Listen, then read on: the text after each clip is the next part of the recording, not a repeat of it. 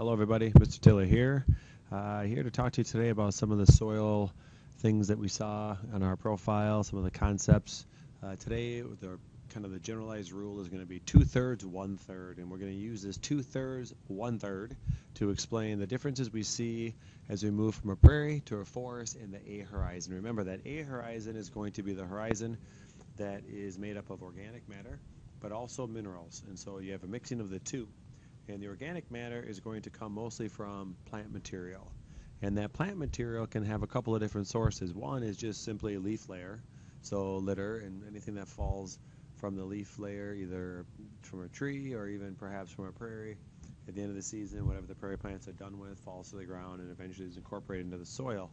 And the second source can also just simply be the root system. And within a prairie, that's going to become a little more obvious because those plants tend to lose more of their root system on a yearly basis. So here's our generalized rule. Take a look at the tree on the screen now, and what you see above the ground represents about 2/3 of that plant. And then if we just draw a line here right around the trunk, about 1/3 of the plant is below the ground. Now trees of course have large roots, but when we talk about deep roots, not so much. Most of what you see when you look at a tree, most of the tree is in fact above the ground, about 2/3.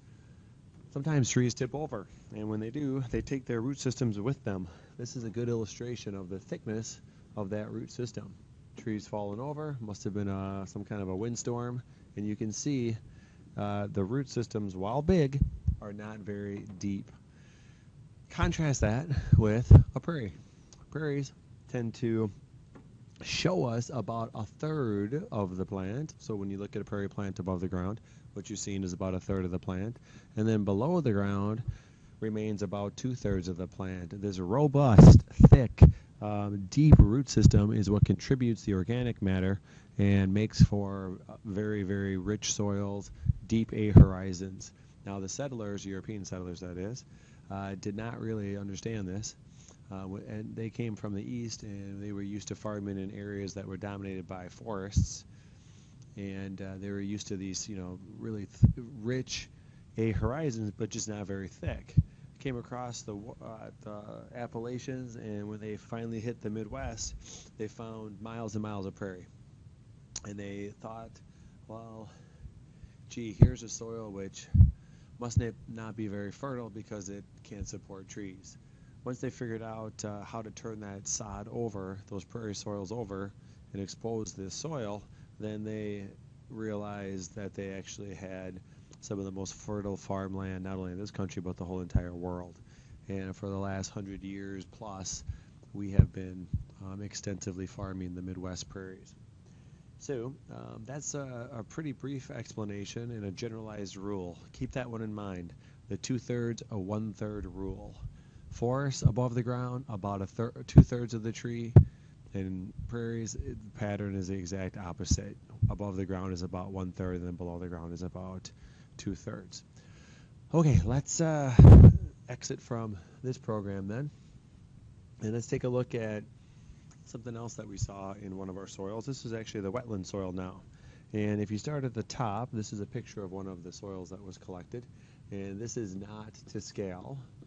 But if this is the top, what we would expect to find is an A horizon, and then perhaps a B horizon, and then progressing downward, maybe a C horizon. But instead what we see at some depth, and this happens to be about 18 inches down, we see a really dark, almost black horizon, and we identified that as an additional A horizon. And so that is what we call an anomaly. That is an irregularity.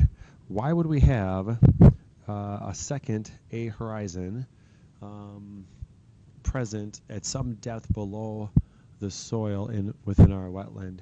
And again, here's another picture of it. I just put this into a box. This is not drawn to scale, but you can get the idea where you have this dark horizon at some depth. So, how do we explain this? This is a picture of our wetland looking toward Basswood Street.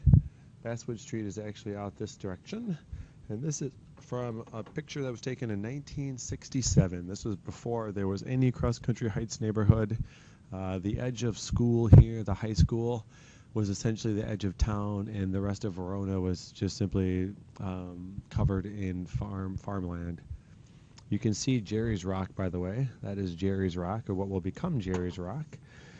Not in its current location. We had to push that, and I'll show you that in a second.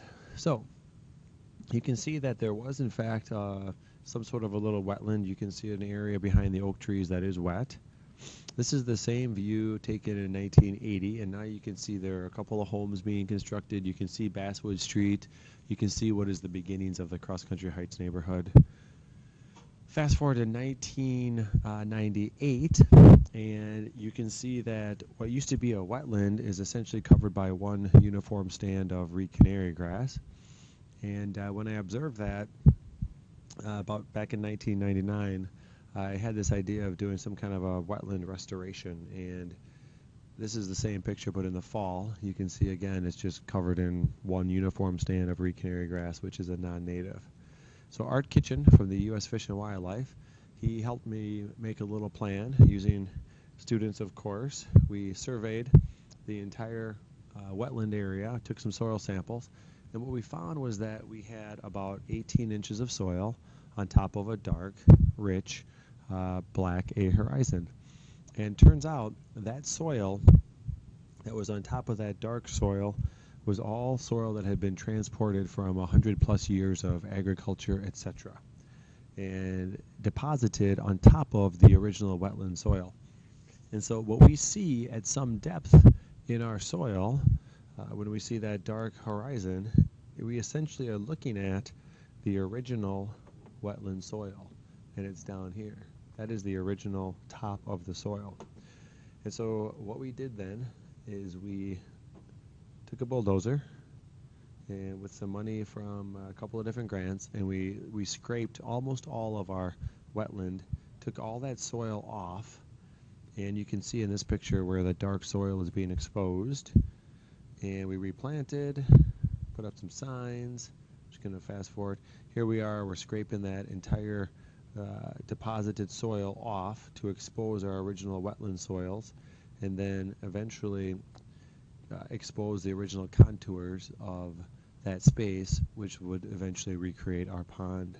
You can see the differences in the soil colors there. You can see the depression that is being created, and we're essentially just mimicking the contours that were already there. In the spring, it filled with water, and we ended up with our wetland that we have today.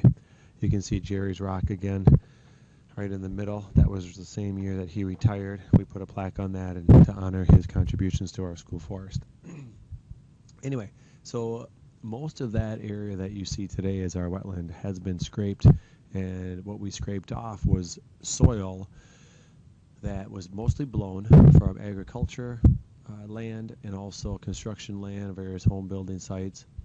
The soil from those sites was picked up mostly by wind, blown, and eventually settled in the lowest area of the landscape, which was our wetland, thus covering our original soils by up to 18 inches. Some of the edges, particularly the spot that we collected, was not scraped, and you can still find some of those deposits. Okay, that pretty much does it for that explanation, and if you have any questions, bring them to class.